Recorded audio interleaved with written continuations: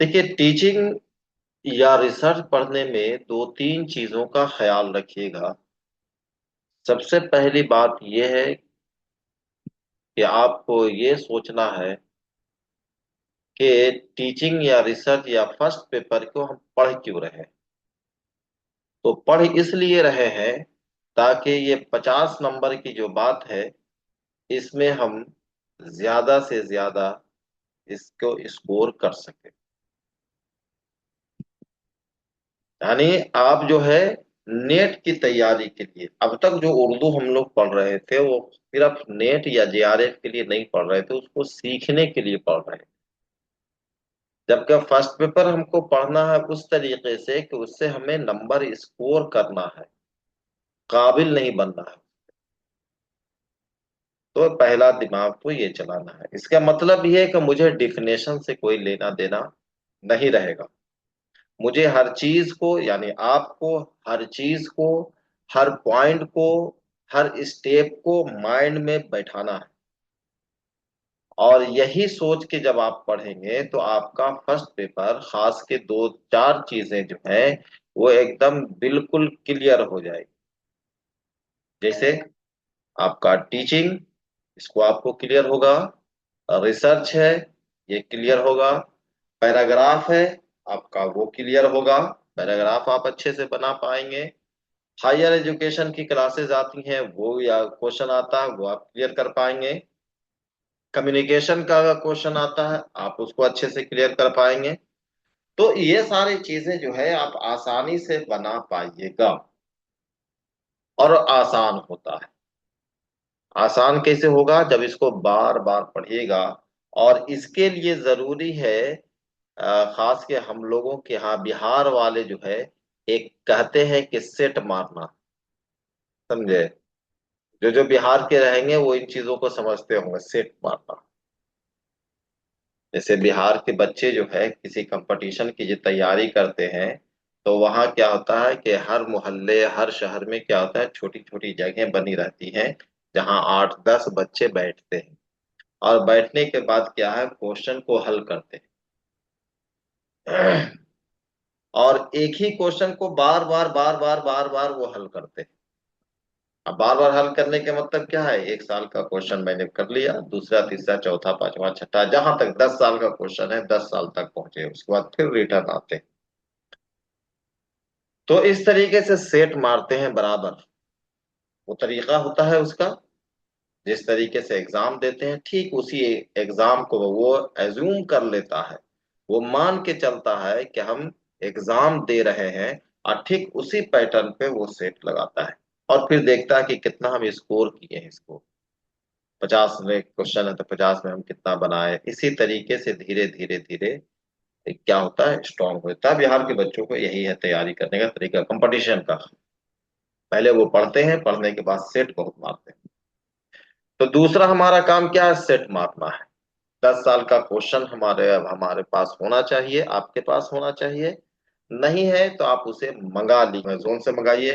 किसी भी राइटर का, राइटर से कोई लेना देना नहीं, किसी के भी राइटर का आप ले लीजिए। 10 साल का प्रीवियस ईयर का क्वेश्चन होना चाहिए। अब उसी को बार बार करना है। सवाल ये था, कुछ लोग सवाल भी कर बैठेंगे क्या ऐसा, अब तो पैटर्न चेंज हो गया है। तो पैटर्न चेंज हुआ है, क्वेश्चन तो चेंज नहीं होगा। क्वेश्चन पूछने का अंदाज बदला है, क्वेश्चन तो वही रहेगा। उसी को इधर उधर करके जब उसी को बार बार बनाएंगे तो अंदाजा हमें मिल जाएगा। तो ये है। तो एक तो क्वेश्चन पेपर 10 साल का लेना है। दूसरा है कि आपको फर्स्ट पेपर के आपको किताब लेनी है। किताब आप जिसका दिल करे उसका ले लीजिए। केवीएस मदान का ले लीजिए, अरिहंत का ले लीजिए, जिसका आपको दिल करे आप ले लीजिए। क्योंकि केवीएस मदान के भी लीजिएगा तो जितनी मोटी चीजें उतना आप पढ़ ही नहीं पाएंगे। पढ़ते ही नहीं है। लास्ट में फिर आ जाइएगा कहाँ, वो जो आपका क्वेश्चन दिया हुआ है। तो केवीएस मदान को भी हम मान लिया जाए कि आप लोग का ज्यादातर के पास केवीएस मदान होगा, तो वो क्या करेंगे, पहले आप पढ़ लीजिए टीचिंग को। आप पढ़ने के बाद फिर जोर देना वही स्टेट मारने पे। मतलब फिर वही क्वेश्चन आंसर है उसको हल करेंगे। अगला स्टेप क्या करना है, आप कैसे करेंगे? हल किस तरीके से, मान लिया जाए कि आप सबसे पहले क्वेश्चन का आंसर इधर 1 2 3 4 5 लिखे रहे। पहला का क्या ऑप्शन मारे थे, ए, दूसरा का क्या है सी, तीसरा का क्या मारे बी, फिर क्या ए सी, ये आपने मारा, आपने बनाया ये। उसके बाद जब 50 क्वेश्चन बना लिए तो फिर आप चेक कीजिए। अब चेक कीजिए, आप ऐसा नहीं कि एक क्वेश्चन देखे आप फिर देख लीजिएगा अच्छा इसका आंसर क्या है। ना, ऐसा मत कीजिएगा वरना कुछ नहीं आएगा। उसके बाद जब देखिएगा तो इसमें हो सकता है कि 50 में आपको 5 सही, आप 5 ही लेके चलते हैं, 5 आपका सही होगा। बाकी आपका जो है 50 में आपका 45 आपका गलत हो गया। इतना का मार्जिन हम लेके चल रहे हैं शुरू। अब क्या है कि जो आपका जो गलत हुआ है उस पे आप गौर कीजिएगा कि ऐसा है कि मैंने जो क्वेश्चन को समझा था वो क्या समझ के मैंने मारा था, और इस टाइप का क्वेश्चन जो है उसका असल आंसर जवाब क्या होता है। आइंदा अगर इस टाइप का अगर क्वेश्चन आए तो जवाब मुझे इसी तरीके से तलाश करना है। ये आपके दिमाग में सेट होना चाहिए कि जो क्वेश्चन गलत हुआ है उसका असल जवाब ये है। और इस टाइप का अगर सिर्फ, क्योंकि दोबारा वही क्वेश्चन आपको आने वाला नहीं है, उस टाइप का क्वेश्चन आएगा। तो ये कीजिएगा कि अगर उस टाइप का अगर क्वेश्चन आए तो मुझे क्या सोचना है और क्या सोचकर हल करना है। ये आपका हो गया क्वेश्चन बनाने का तरीका। अब आते हैं पढ़ने का तरीका। जहां तक बात आती है टीचिंग की, जिसको तदरीस कहते हैं, शिक्षण कहते हैं, तीनों चीज टर्म हम तीनों इसलिए बैठा दिए यहाँ पे, समझे। कि कोई सिर्फ हिंदी जानते, कोई सिर्फ इंग्लिश जानते तो वो रोए नहीं। और जिसका, बाद लोग तो ऐसे होंगे कि जो इंग्लिश भी कमजोर है हिंदी भी कमजोर, तो वो आ जाए यहाँ टर्म पे। तो अगर टीचिंग की बात अगर करते हैं तो उसमें कुछ चीजों को आपको ध्यान रख के आपको पढ़ना भी है, बनाना भी है। पहली बात यह है कि आपकी सोच जो होनी चाहिए वो उस्ताद के नजरिए से सोचिएगा। ठीक है। जब भी आप टीचिंग को पढ़ा रहे हैं या पढ़ रहे हैं तो आप वहां पे उस्ताद बन जाइएगा। और कैसा उस्ताद बनना है? मुस्बत उस्ताद बनना है। यानी ऐसा उस्ताद जो नेगेटिव सोचता ही नहीं है, बल्कि नेगेटिव में भी पॉजिटिव का पहलू लेके आता है। इस सोच के तहत जो है आपको हर क्वेश्चन को सोचना है कि एक अच्छा उस्ताद होगा इस क्वेश्चन को कैसे समझेगा, इस सिचुएशन को कैसे डील करेगा। एक अच्छा उस्ताद होंगे तो क्या करें। पहला तो ये है आपको क्वेश्चन को अगर करते हैं। दूसरा आपको ये देखना है कि जब, यानी उस्ताद है तो इसके मतलब है कि तालिब इल्म भी होंगे। तो इस, ये तालिब इल्म जो है आज के जमाने में पूरा एजुकेशन का जो सिस्टम है इन्हीं के इर्द गिर्द घूम रहा।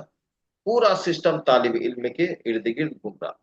लर्नर जिसको कहते हैं ना, शिक्षार्थी सीखने वाला, लर्नर, अधिगम भी उसको कहते हैं।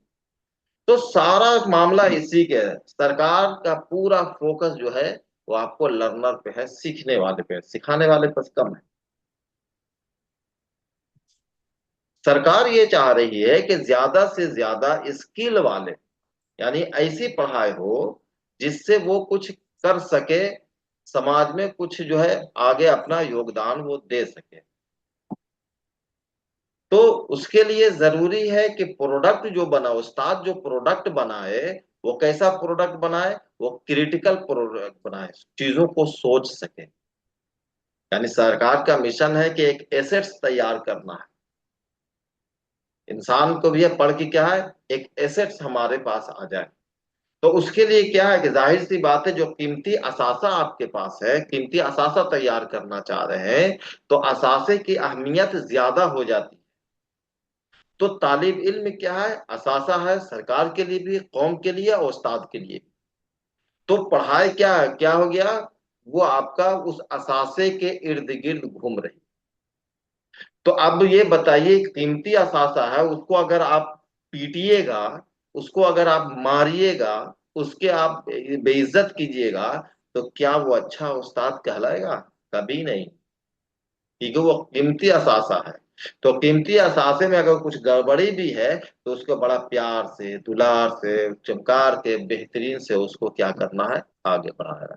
तो जब भी टीचिंग का क्वेश्चन आप हल कीजिएगा, हमेशा आपके दिमाग में ये रहना चाहिए कि हम जो बात कर रहे हैं वो एक कीमती असासा यानी तालिब इल्म के मद्देनजर रखते हुए कि वो कीमती असासा है और खुद मैं उस्ताद हूँ, और मुझे हर तरीके से ऐसा ट्रीटमेंट करना है कि वो जो है एक बेहतर उसको इन्वायरमेंट दे सके, बेहतर चीजें हम बता सके, वहां से बेहतर चीजों को ले सके। अब इसी के नजर में आपको क्वेश्चन आ गया कि हाँ भाई, आपके क्लास में ऐसा है जिसमें आपका उस टाइप का बच्चे हैं जो कि कुंद ज़हन है, तेज ज़हन है, उसको आपको पढ़ाना है, तो क्या आप साथ पढ़ाएंगे या फिर कुंद ज़हन को भगा देंगे?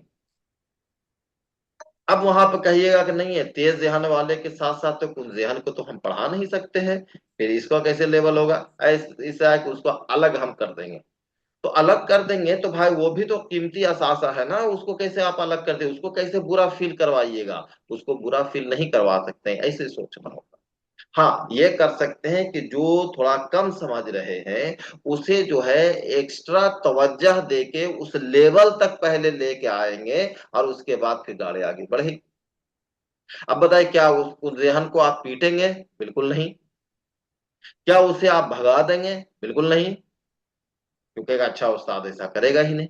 तो ये सारे पॉइंट्स जो है वो आपको अपने जहन में रखना होगा, तब जाके इन चीजों को आप आगे पढ़िएगा या बनाइएगा। तो सारा खेल जो है वो आपका सोच का है, और इस सोच के तहत फिर हम लोग आगे बढ़ते हैं और देखते हैं टीचिंग वगैरह में क्या उसके जो है उसकी तारीफ क्या है, उसके मिशन क्या है, ऑब्जेक्टिव वगैरह क्या है, वो सारी चीजें हम लोग अब देखते हैं। यहां तक आप समझ में आ चुके हैं? यहां तक दिमाग में आ गया सब सारी बातें हैं? देखिए, मुझे जी पूरा सर। जवाब चाहिए, समझे? ये जो है मुझे ये क्लास बहुत बुरी लगती है कि जो मैं बोल रहा हूँ आप लोग खामोश है। इसका मतलब ये है कि कनेक्ट होके इधर उधर घूम रहे नहीं। जब एक इंसान जो है वक्त निकाल रहा है उन चीजों के लिए जिन चीजों में आप लोग जो है बुरा फंसते हैं, तो उन चीजों का अहमियत दिया। तो कुछ टर्म है जिसको आप याद रखिएगा। पहला क्या है भाई? कि टीचिंग। अगर हिंदी वाले हैं तो शिक्षण, उर्दू में भी समझना कहते हैं तो तालीम देना, और उसी को कहते हैं तदरीस। टीचिंग है यानी अगर शिक्षण है, पढ़ाने के लिए है, तो जाहिर सी बात है पढ़ने वाला भी कोई होगा, तो पढ़ने वाला को क्या कहते हैं? लर्नर कहते हैं। यानी सीखने वाले को क्या कहते हैं? लिखने वाला कहते हैं, यानी अधिगम उसको कहते हैं।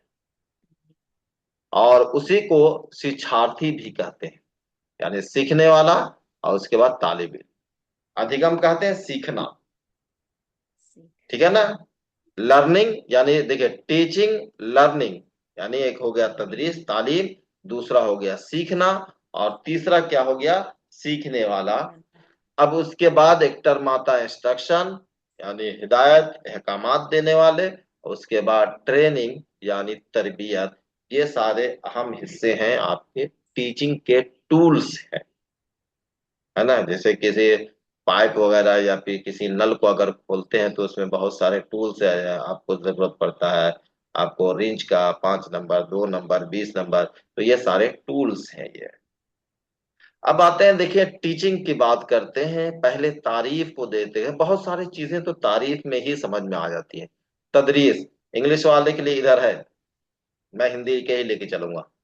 फिर देखिए, अब देखिए दोनों में का मुवाजना देखिए। अगर खालिस हिंदी वाले आप हैं तो गाड़ी आपकी फंसेगी।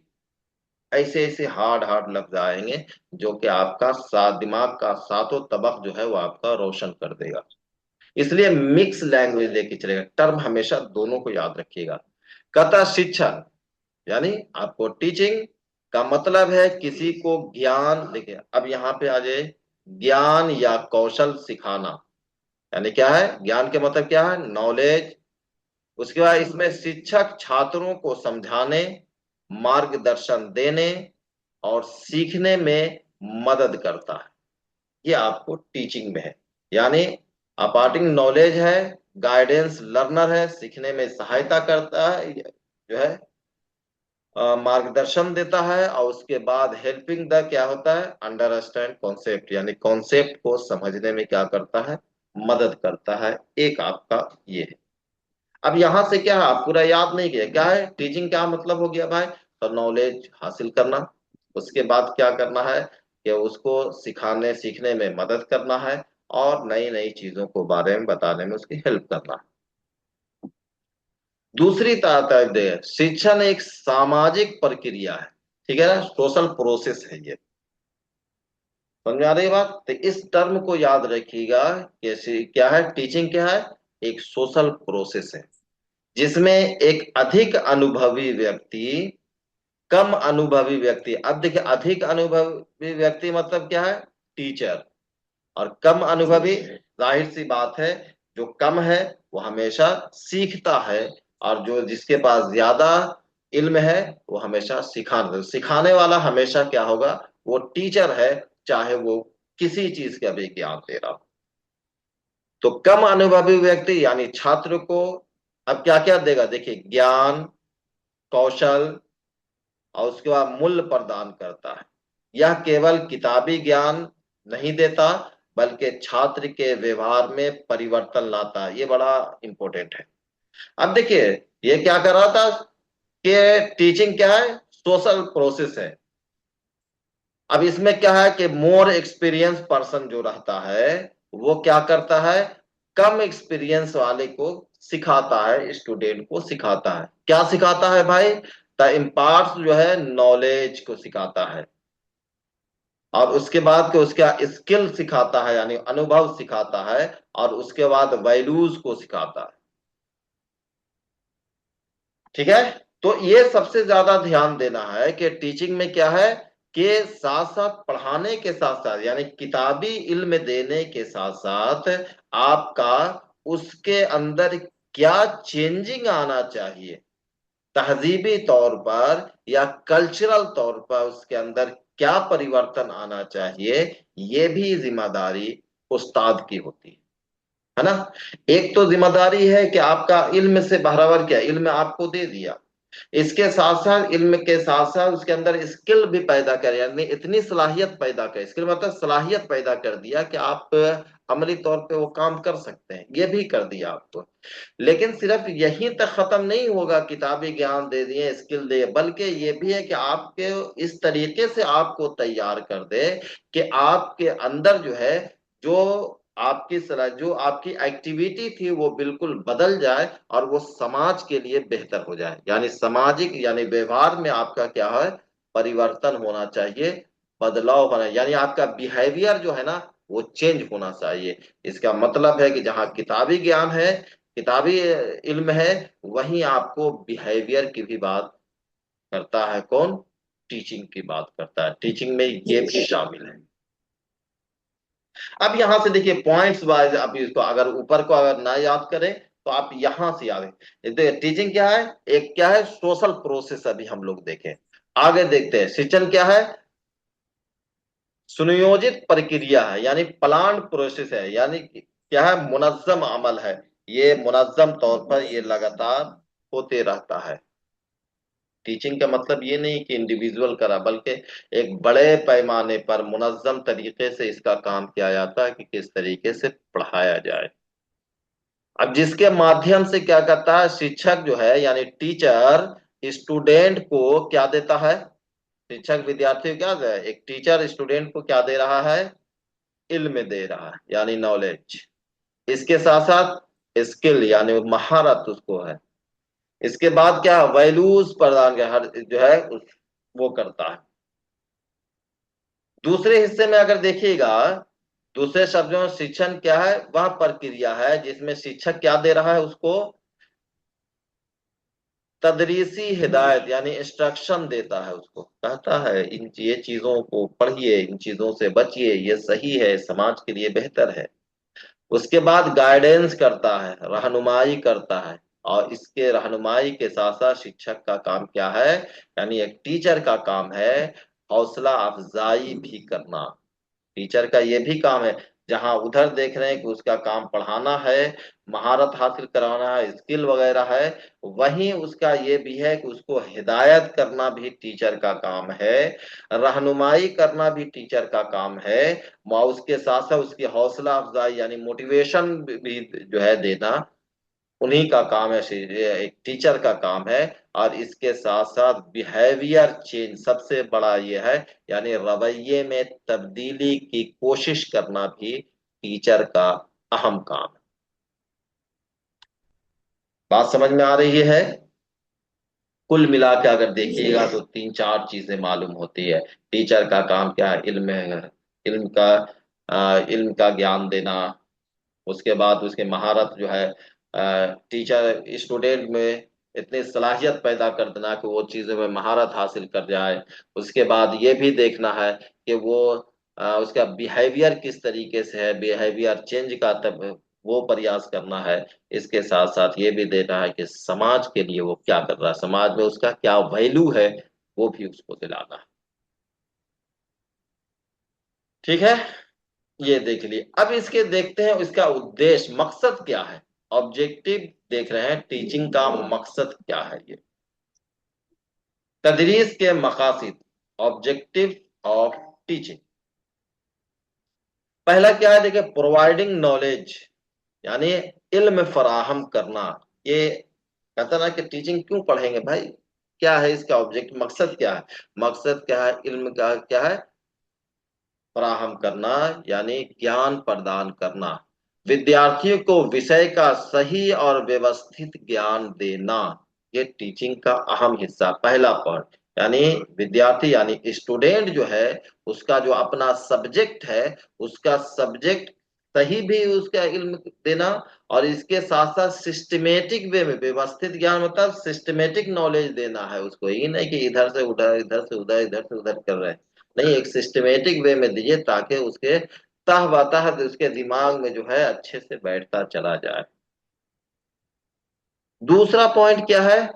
डेवलपिंग अंडरस्टैंडिंग, यानी फहम पैदा करना, यानी समझ पैदा करना। दूसरा मकसद ये है टीचिंग का, विद्यार्थियों को विषय को गहराई से समझने में सहायता करना, ये भी है। अब तीसरा है कौशल विकास, डेवलपमेंट ऑफ स्किल, यानी महारत की तरक्की। विद्यार्थियों में सोचने और एनालिसिस यानी तज्जिया करने, विश्लेषण करने, समस्या समाधान, प्रॉब्लम सॉल्विंग की क्षमता की विकसित करना, ये बहुत इंपॉर्टेंट चीज है। यानी एक स्टूडेंट में क्या क्या सलाहियत होनी चाहिए, तो एक तो उसके अंदर फिक्र की सलाहियत होनी चाहिए, यानी उसके सोचने की सलाहियत होना चाहिए।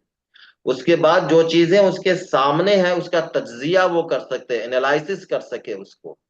और जो उसके पास जो प्रॉब्लम आ रही है, उन प्रॉब्लम को हल करने की सलाहियत उसके अंदर पैदा होना चाहिए।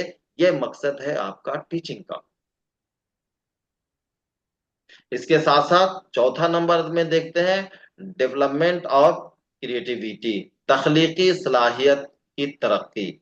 ये भी आपका एक मकसद है, यानी विद्यार्थी में यानी स्टूडेंट में नई सोच के साथ साथ कल्पना शक्ति को बढ़ाना। कल्पना शक्ति मतलब क्या? क्रिएटिविटी, यानी नई नई चीजों की खोज कर सके, इतना उसकी सलाहियत को बढ़ा देना, ये टीचिंग का मकसद है। पांचवा मकसद क्या है? शख्सियत की तरक्की, पर्सनालिटी डेवलपमेंट, यानी विद्यार्थियों के नैतिक यानी मोरल और सोशल गुणों का विकास करना। यानी विद्यार्थी में क्या है, एक तो मोरली और दूसरा सोशली जो है एक्टिविटी जो है, उसके अंदर जो खूबी है उस खूबियों को बढ़ावा देना, ये भी अहम काम है टीचिंग का। और सबसे अहम अगर कहेंगे, छठा में है सेल्फ लर्निंग एबिलिटी को पैदा कराना, यानी खुद सीखने की सलाहियत पैदा करना, ये टीचिंग का अहम मकसद है। यानी वो खुद पढ़ने, इतनी ज्यादा उसके अंदर सलाहियत, इतनी ज्यादा उसके अंदर समझ पैदा हो जाए कि वो खुद से पढ़कर समझ सके।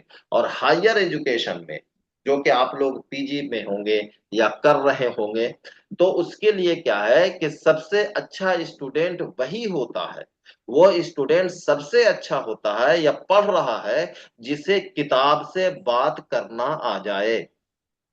मतलब यह है कि आपके अंदर जो तजस्सुस पैदा हो किसी चीज के, तजस्सुस आपके अंदर फिक्र पैदा हुए, और उन चीजों को तलाश में जब आप किताबों पे गोता जन होते हैं, गोता लगाते हैं और पूछते हैं कि इस किताब में मेरे सवाल का जवाब है कि नहीं, और जब वो जवाब मिलता है तो कहते हैं नहीं, इस किताब से मैं सीख रहा हूं।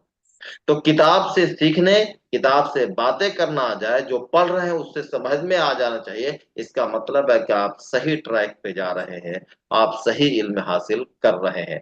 उस्ताद का काम क्या है कि आपके अंदर इतनी सलाहियत पैदा कर देना कि आप किताब को पढ़ें और उससे आप सीखने लगे, उससे आप समझने लगे। यानी किताबों के समझ को डेवलप करना ही उस्ताद का असल काम। बात समझ में आ गई यहां तक? मकसद समझ में आ गया? जी सर। हाँ। अब आते हैं कि पढ़ाने का, टीचिंग का जो है, पढ़ने पढ़ाने का लेवल क्या होना चाहिए, कितने सतहों पर इसको पढ़ाए, कितने सतहों पर होती है। तो इसके जो है तीन सतह हैं। लेवल ऑफ टीचिंग के कितने हैं? तीन है। पहला क्या है? मेमोरी लेवल है, जिसको हिंदी में कहते हैं स्मृति स्तर, यानी हाफिजा पे, रट रटाना जिसको है, जो मिला रट लिया, ये है लाओ इसको रट जाते हैं। समझ में आए या ना आए वो बाद में देखेंगे, पहले रट जाते हैं। जैसे मदरसों में क्या है, कुरान जो है वो दिन रात रटते रहता, रट लिया, क्या है नहीं है उससे उसे कोई लेना देना नहीं है, कुरान शरीफ को पूरा वो रट गया। तो वो क्या है? ये आपका मेमोरी लेवल के, यानी इब्तदाई दौर के। अब मदरसों को छोड़ दीजिए, इब्तदाई दौर बच्चों को जो पढ़ाते हैं उसमें समझने की सलाहियत नहीं होती है, नहीं कहते हैं कि आप समझिए, आप क्या रट जाइए, अली बे ते रट जा रहे हैं। फिर धीरे धीरे धीरे उसमें क्या डेवलप होता है। तो इब्तदाई दौर में क्या है? मेमोरी लेवल उसको कहते हैं। दूसरा है अंडरस्टैंडिंग लेवल, यानी फहम की सतह, ये दूसरी सतह है। तीसरा क्या है? चिंतन स्तर, यानी रिफ्लेक्टिव स्तर, आकाश या फिक्री सतह। ये आपके तीन सतह हैं टीचिंग के। अब तीनों के आगे देखते हैं क्या क्या है। पहला क्या है? स्मृति लेवल का है ना, मेमोरी लेवल। अब मेमोरी लेवल को जो बताया है, उन साहब का नाम है फ्रेडरिच हार्बर्ट। लेकिन इतना नहीं, खाली ये इसके आगे स्मृति लेवल यानी मेमोरी लेवल का जो थ्योरी है, जो फलसफा है, किसने दिया? तो हार्बर्ट ने दिया। ये तो याद रखिएगा। हार्बर्ट ने कहा क्या? हार्बर्ट एक जर्मन शिक्षाविद थे, यानी टीचर थे। उन्होंने माना कि बच्चों का दिमाग एक खाली प्लेट की तरह होता है। स्टेटमेंट याद रखिएगा, मोटा मोटी गाली। हार्बर्ट ने क्या कहा कि बच्चों का दिमाग क्या है? एक खाली प्लेट की तरह होता है, जिसे जानकारी से भरा जा सकता है, जिसे तरह तरह की जानकारी उसको से उस प्लेट को भर दिया जा सकता है। क्योंकि इन्होंने, अब हार्वर्ड ने स्मृति स्तर की शिक्षा विधि यानी हार्वर्टन स्टेप दी थी। इनके अनुसार पढ़ाई का मतलब तथ्यों को दिमाग में बैठाना, यानी इंफॉर्मेशन को स्टोर करना, जो सच्चाई है, जो घटनाएं हैं, इसको क्या करना है? स्टोर करना है। ये इनका मतलब। अच्छा, इसका उद्देश्य क्या था? मकसद क्या था?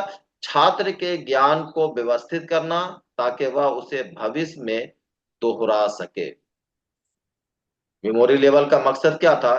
कि वो पहले, सबसे पहले क्या है, उसने दिमाग में स्टोर करे, जो चीज आ रहा है इसको हम याद करते जा रहे हैं, स्टोर करते जा रहे हैं। फिर क्या, उसका आगे चल के फिर हम उसका इस्तेमाल करें। क्या स्टोर क्यों कर रहा है भाई, इसका क्यों उद्देश्य क्या, मकसद क्या है? तो मकसद ये है कि इसको स्टोर करते हैं, फिर इसको हम आगे अप्लाई करेंगे। तो ये जो स्टेज है वो कहा है हार्वर्ड स्टोर, ये स्टेज भी कहते हैं मेमोरी लेवल को, यानी मेमोरी लेवल को हार्वर्ड जो है स्टेज भी, स्टेप्स भी कहेंगे। दूसरा हम लोगों ने पढ़ा था बोध स्तर, यानी अंडरस्टैंडिंग लेवल। और ये थ्योरी जो दिया है मॉरिसन ने दिया है। यानी अंडरस्टैंडिंग लेवल का, यानी फादर ऑफ अंडरस्टैंडिंग लेवल अगर कहेगा तो क्या है? मॉरिसन है। मॉरिसन जो है बोध स्तर का जनक कहा जाता है। इन्होंने ही इसको थ्योरी दिया है। मॉरिसन ने यह महसूस किया कि सिर्फ याद कर लेना काफी नहीं है। देखिए उसी से लिंक है। उन्होंने कहा कि याद कर लिया काम खत्म। ये आप वैज्ञानिक आर्य दूसरा कहता ना ना ना, सिर्फ ये नहीं है कि सिर्फ याद कर लेना। उन्होंने मास्टरी जो है यानी महारत पर जोर दिया कि नहीं, इससे अच्छा है कि उसमें थोड़ी सलाहियत भी होनी चाहिए। क्या है उनका थ्योरी? इन्होंने बोध स्तर का खाका तैयार किया। इनके अनुसार क्या है, शिक्षक को तब तक आगे नहीं बढ़ना चाहिए जब तक छात्र यानी स्टूडेंट जो है उस सब्जेक्ट यानी उस विषय की गहराई या उसके पीछे लॉजिक को ना समझ ले। अंडरस्टैंडिंग मतलब क्या है? जब कह रहा है एक टीचर का ये काम है कि उस वक्त तक अपने सब्जेक्ट को जो पढ़ा रहा है, जो लेसन है, उस वक्त तक वो आगे ना बढ़े जब तक कि टी स्टूडेंट जो है उसको अच्छे तरीके से, लॉजिकल तरीके से उसको समझ ना जाए। ये कह रहा मॉरिसन कह रहा है। तीसरा जो है रिफ्लेक्टिव, सबसे बेहतरीन और सबसे उच्च स्तर के बड़े लेवल का होता है, जिसका जो है फादर ऑफ रिफ्लेक्टिव लेवल जिसको है वो हंट को कहते हैं। हंट ने ये थ्योरी दिया। हंट ने क्या किया? हंट ने शिक्षण को सबसे ऊंचे पायदान पे पहुंचाया, जिसे हम चिंतन स्तर यानी रिफ्लेक्टिव लेवल भी कहते हैं। हंट का मानना था कि पढ़ाई का असली मकसद छात्र यानी स्टूडेंट को समस्या समाधान करता यानी प्रॉब्लम सोल्वर बनना चाहिए। पढ़ाई का मकसद ये बता, हंट बता रहे हैं। पूछता है कि किसकी थ्योरी है, तो हंट ने क्या कहा कि पढ़ाई का असल मकसद ये है कि पढ़ने वाले के अंदर जो है ये सलाहियत होना चाहिए कि ये प्रॉब्लम सोल्वर हो। उन्होंने ऐसा माहौल बनाने की बात की जहां छात्र यानी स्टूडेंट खुद सवाल उठाए और खुद जवाब खोजे उसके। इसका मकसद क्या था? छात्र के अंदर स्वतंत्र सो इंडिपेंडेंट थिंकिंग और क्रिटिकल पर्सपेक्टिव का विकास होना चाहिए, आलोचनात्मक दृष्टि का विकास होना चाहिए। ये इनका तीन लेवल था। तीनों का लेवल को लोगों ने अलग अलग वैज्ञानिकों ने दिया, फिलोसोफर ने दिया। इसलिए तीनों का नाम याद रखना है और किसने क्या कहा ये भी याद रखना है। यहां तक किसी को दुख तकलीफ है? नहीं सर। दुख तकलीफ है? नहीं सर। नहीं है। दुख तकलीफ नहीं है तो आज के लिए इतना ही है, क्योंकि अब मेरा टाइम भी खत्म हो जा रहा है। मेरे पास अब 2 मिनट है। अब इसके ताल्लुक से अगर कुछ बात करनी है तो कीजिए।